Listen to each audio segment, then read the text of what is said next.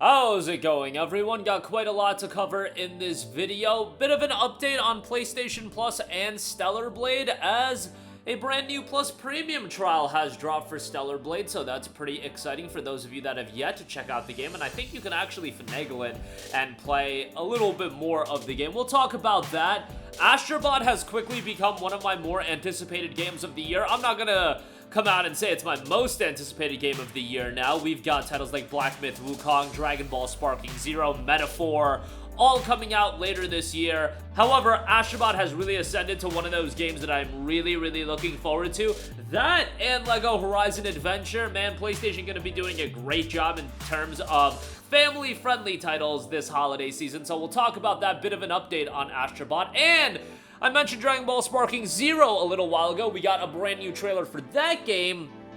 Split screen has been confirmed, but it will be limited split screen. We'll talk that at the end of this video. But right off the top, do want to mention that you can play Stellar Blade, a trial of the game, as a part of your PlayStation Plus Premium subscription. So obviously, game trial is a part of Plus Premium. Stellar Blade is the latest game to add a Plus Premium trial. Now, if you know that Stellar Blade already does have a demo available, the game trial itself will be 2 hours long. I believe you can do it where you play the demo and then you can play the trial, and all of it will carry over to the full game, of course. So that might be a pretty effective way to go about it and actually play the game. I don't know if the demo is still available. I believe the demo should still be available. I can't find it right now in the PlayStation Store, but nevertheless, the premium trial will give you 2 hours of game time, which, given the game is around 25 hours for the main story, that's a decent bit of time. You know, it's not like they're giving you 45 minutes of Hogwarts Legacy or whatever when that happened. That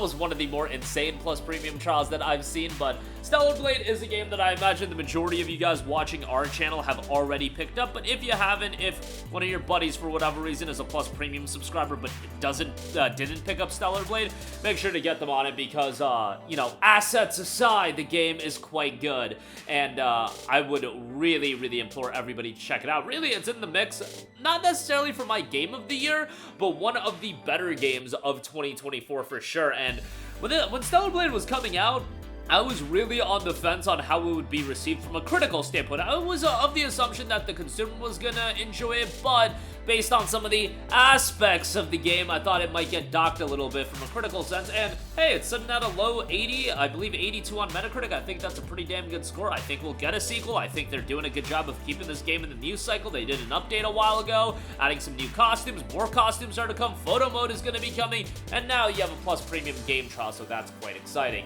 Moving on from that, a game that has really jumped on the radar to a lot of people is Astro Bot. And exciting news, Astro Bot will be getting free post-launch DLC.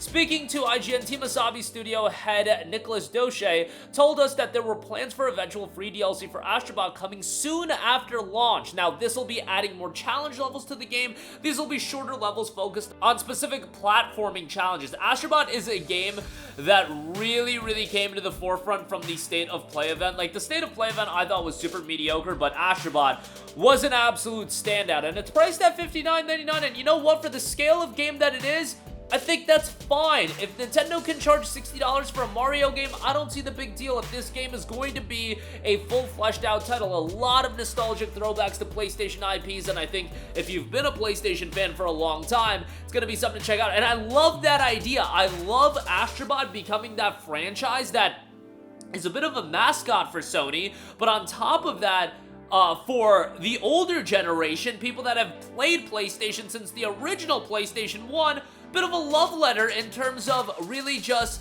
calling back to a lot of key titles. I think that's pretty cool as well, and I would love to see Astro Bot do that. The game notes, join Astro in a brand new supersized space adventure. The PS5 mothership has been wrecked, leaving Astro and the bot crew scattered all over their galaxies. Time to ride your trusty dual speeder across more than 50 planets full of fun, danger, and surprises on your journey. Make the most of Astro's new power and reunite with many iconic heroes from the PlayStation universe. Why you should play Astro Bot: Blast Off on a supersized adventure, power up your platforming, and join the PlayStation celebration. Reunite with over 150 iconic PlayStation heroes and celebrate 30 years of PlayStation history.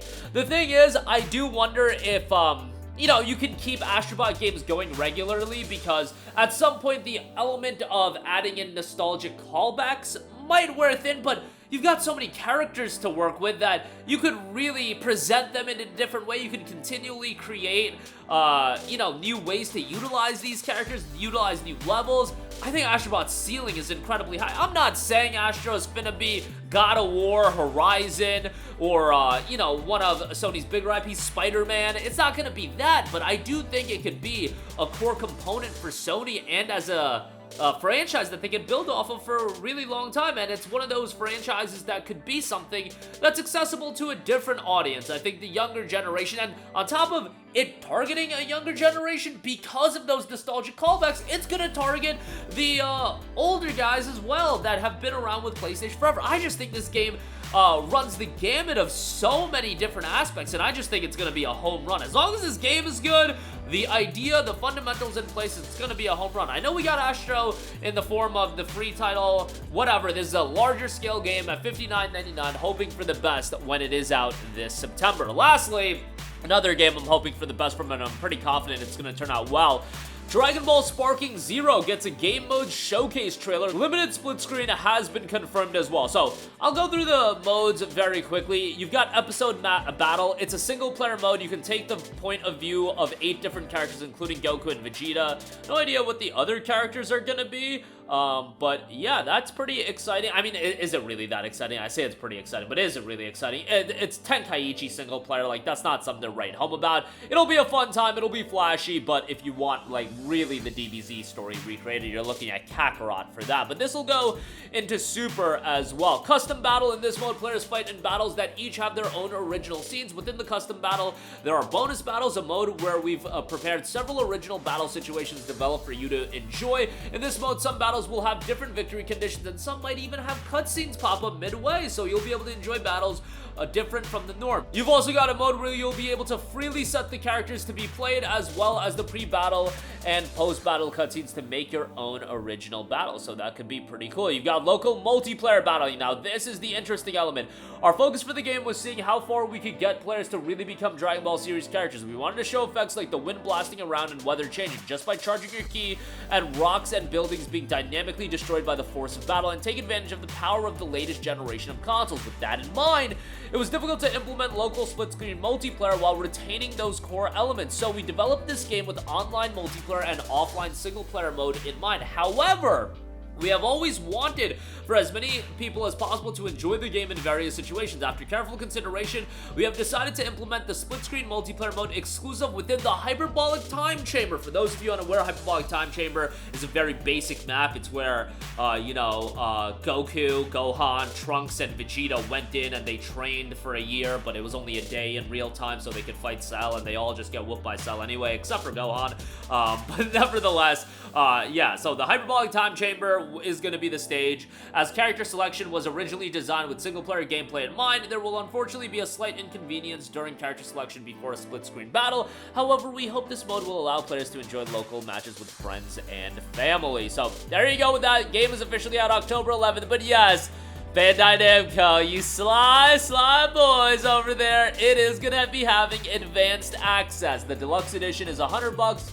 That'll get you early access 3 days early, and then there is an Ultimate Edition for $110 as well. I believe this is the first anime game that is 70 buckaroos, so pretty interesting there, but I can understand why this is the one they're going with. It's going to be one that does very, very well, so there you go with that. The deluxe edition also does include the season pass, 3 packs including Dragon Ball Super, Super Hero, and Dragon Ball Daima content that contains more than 20 playable characters. Daima is that new anime series that I believe is airing in the fall of this year. And Super Hero, so Gohan Beast, I guess, is going to be a part of the Super Hero content. That's what I would assume, and that's a pretty good caveat to get people excited about buying DLC. So it is what it is. And Piccolo, and Orange Piccolo, I believe he's called. So yeah, you'll be able to check that out. But that is going to do it for me. Again, Stellar Blade gets a Plus Premium trial. Astro Bot shaping up to be one of the standouts of this year. Dragon Ball Sparking Zero